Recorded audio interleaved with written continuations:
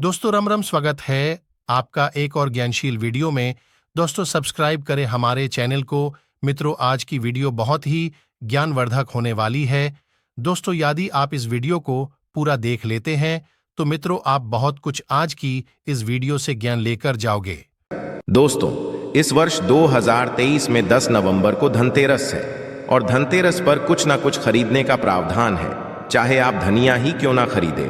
परंतु धनतेरस के दिन जो भी चीज खरीदते हैं उसमें दोस्तों 13 गुना बढ़ोतरी होता है। इसीलिए लोग धनतेरस के दिन वाहन खरीदते हैं। बहुत सारे लोग खरीदते हैं सोना, चांदी इत्यादि खरीदते हैं। तो इस वीडियो में मैं आप लोगों को धनतेरस संबंधी संपूर्ण जानकारी बताया हूं। धनतेरस पर केवल 2 रुपए की ये एक चीज लेकर आए, घर में चमक जाएंगे, किस्मत धन बरसेगा। जमकर के कहने का मतलब है कि धन की बारिश नहीं होगा, आपके घर में सभी मार्ग से इतना ज्यादा धन आना शुरू हो जाएंगे जिसकी आप कल्पना भी नहीं कर सकते। देखिए, धनतेरस पर भगवान धन्वंतरी की पूजा होती है। धन्वंतरी को आयुर्वेद जन्मदाता और झाता समझा जाता है। इस वीडियो को ढंग से देखना, तब आपको समझ में आएंगे। और इस दिन हमें क्या खरीदना चाहिए ये भी मैं आप लोगों को बता रहा हूं। केवल 2 रुपए का चीज दिन बहुत ही सस्ती मात्र। कुछ ऐसी चीज होते हैं जिससे खरीदने से रोग और सुख ये दोनों मिट जाते हैं और जातक को सुख और समृद्धि की प्राप्ति होती है। आप अपने स्वार्थ अनुसार आज के वीडियो में बताएंगे कुछ ऐसी सामग्री है जिसे आप खरीद सकते हैं। अब आखिर जानते हैं धनतेरस के दिन हमें खरीदना क्यों चाहिए, बाकी दिन क्यों नहीं खरीदना चाहिए। देखिए, जो धनतेरस का दिन होता है ये धन प्राप्ति करने का सर्वश्रेष्ठ दिन समझा जाता है। धनतेरस के जो भी वस्तु खरीदते हैं उसमें 13 गुना ज्यादा असर पड़ जाता है, अर्थात अच्छा तो हो जाता है मान के। चलिए, आपने धनतेरस के दिन जैसे कि कोई वाहन खरीदे तो वो वाहन में इतना ज्यादा असर हो जाता है, 13 गुना ज्यादा असर बढ़ जाते हैं कि उस वाहन की फिर कभी भी उस वाहन से आपको दुर्घटना नहीं होगी, किसी को नुकसान नहीं पहुंचती। कहने का मतलब है कि धनतेरस के दिन जो भी चीजों का खरीदारी करते हैं उसमें शुभ फल हासिल होता है। तो हमें धन के दिन क्या खरीदना चाहिए? तो आप अपने सामर्थ्य अनुसार धनतेरस के दिन आपके पास जितना पैसा है, आपके पास जो समर्थ है, उनके अनुसार कुछ चीजों को खरीदारी कर सकते हैं, जो कि इस वीडियो में मैं आप लोगों को बताऊंगा।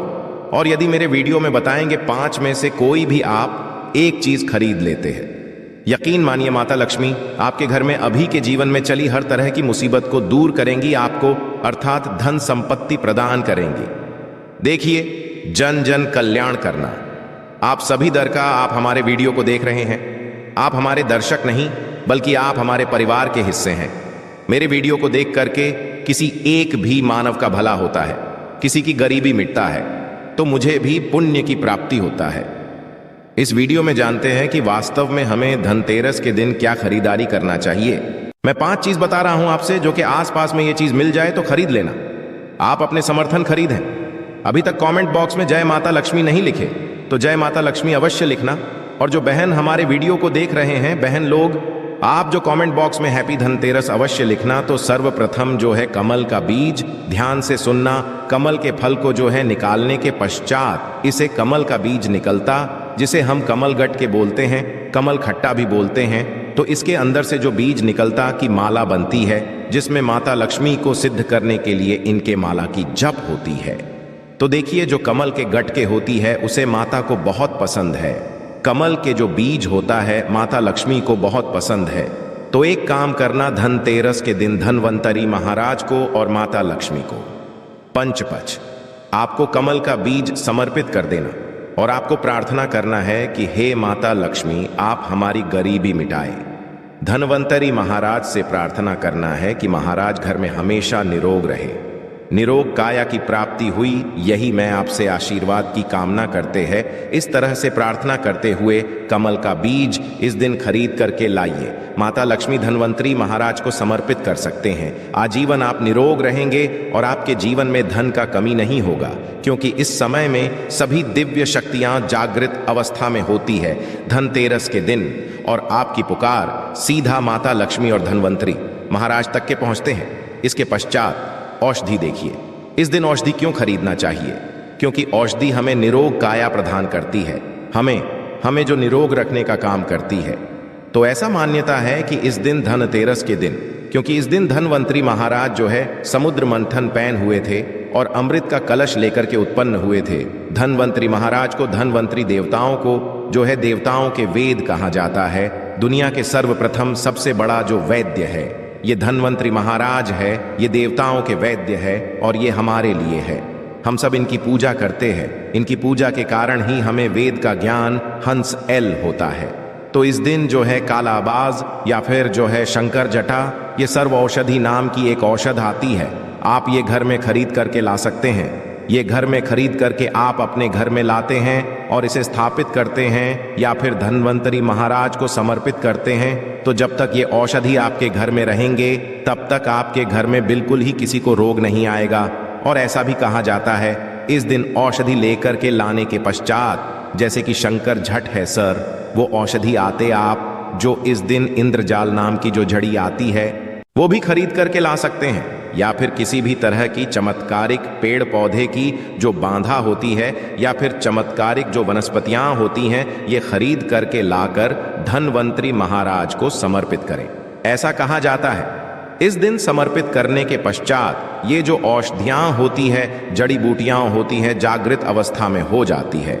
मान के चलिए किसी को लंबे समय से बीमारियां ठीक नहीं हो रहे तो इस दिन समर्पित किया गया औषधि की यदि 2 से 3 बूंद, यदि जो लंबे समय से बीमार खाट में पड़े मानव है, चलने फिरने में समर्थ नहीं, तो इसके नाक में यदि इसके 2 से 3 बूंद जो आप औषधि ला रहे हैं उसके 2 से 3 बूंद नस दिया जाए तो वो मानव भी ठीक होकर के कुछ दिनों के भीतर में चलने फिरने लायक हो जाते हैं।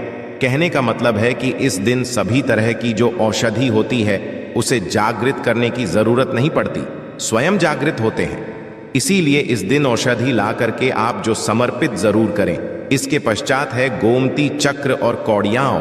तो देखिए जो कौड़ी होते हैं बचपन में काफी खेले हैं। जो गोमती चक्र होते हैं भगवान विष्णु से हुआ, एक धार्मिक कथा के अनुसार जो गोमती चक्र है भगवान विष्णु से उत्पन्न हुए, कौड़ी माता लक्ष्मी से उत्पन्न हुए। इसके बारे में एक मैं कथा भी बता दूंगा।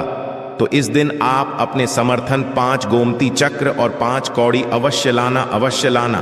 पीली कौड़ी को माता लक्ष्मी का वाहन कहा जाता है, क्योंकि माता लक्ष्मी भी समुद्र मंथन से उत्पन्न हुई, समुद्र से उत्पन्न हुई है, और कौड़ी भी समुद्र से उत्पन्न हुई है। ऐसा कहा जाता है जिस स्थान में कौड़ी हो वहां पे माता लक्ष्मी खींचे चले आते हैं।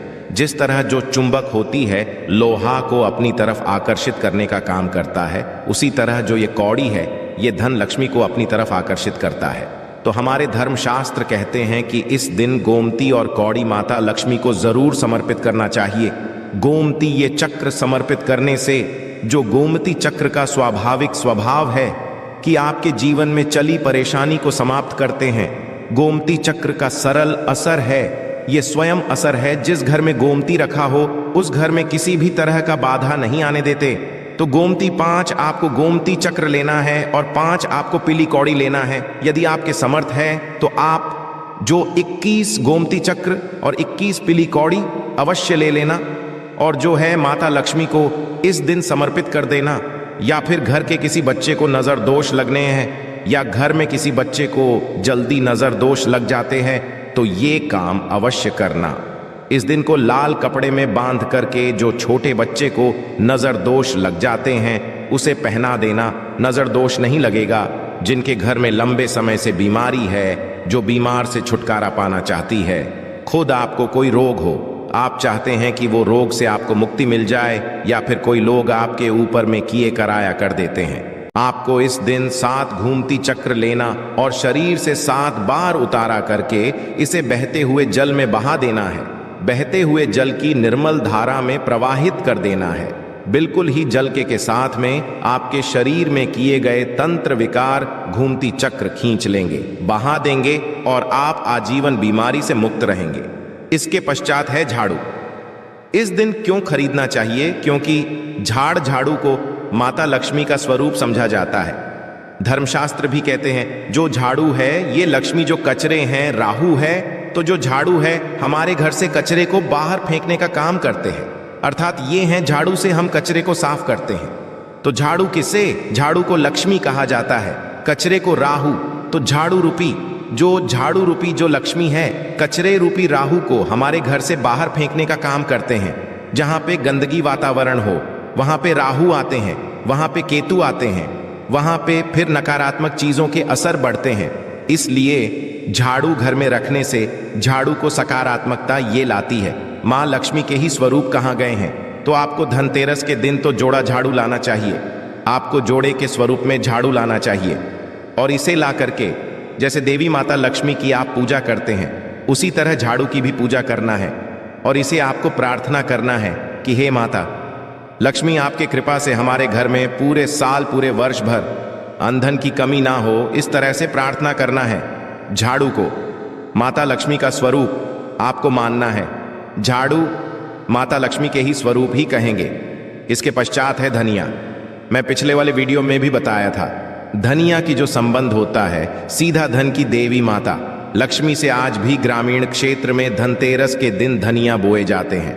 ऐसा समझा जाता है धनतेरस के दिन कोई मानव घर में धनिया खरीद करके लाए और इसे बोते हैं। तो ऐसे मानव के जीवन में जैसे जैसे धनिया कार्य में बनना शुरू होते हैं वैसे वैसे ऐसे मानव की जीवन में परेशानी है, चाहे धन संबंधी परेशानी हो, चाहे किसी भी तरह का परेशानी हो, परेशानी दूर होता है। जैसे जैसे धनिया का कार्य बढ़ता है वैसे वैसे मानव की अध्यात्म उन्नति होता है। तो कैसा करना होता है? तो आपको मार्केट एक मुट्ठी धनिया खरीद करके लाना है। आप चाहते हो तो 1 किलो भी खरीद करके ला सकते हैं, परंतु उपाय बता रहा हूं, इसमें आपको 1 मुट्ठी धनिया चाहिए। 1 मुट्ठी धनिया को लाल कलर के वस्त्र में आपको डाल देना है और इसे माता लक्ष्मी के श्री में समर्पित कर देना है। आपको प्रार्थना करने की, माता इस धनिया से हमारा दुर्भाग्य दूर हो, इस तरह से प्रार्थना करते हुए कुछ धनिया आपको अपने घर के मसाले में डाल देना है पीस करके, और कुछ धनिया को है जमीन में धो देना है। जैसे जैसे धनिया उगना शुरू होंगे वैसे वैसे प्रगति होना शुरू हो जाते हैं। फिर ये लगाए हुए धनिया को, जो कच्चे धनिया होता है, आपको इसे आप जो सब्जी के रूप में आप इसका उपाय कर सकते हैं। आप इसे खाना चटनी में भी बना करके आप इसे खा सकते हैं। जैसे जैसे आप इसे खाना शुरू करेंगे, जैसे जैसे आपके जीवन में अध्यात्म उन्नति होना शुरू हो जाते हैं। देखिए, हम 5 उपाय बताए, सबसे सरल उपाय बताए है, जिस उपाय से आपका भला, आपका कल्याण होगा। तो आप अपने अनुसार 5 में से कोई भी एक वस्तु अपने घर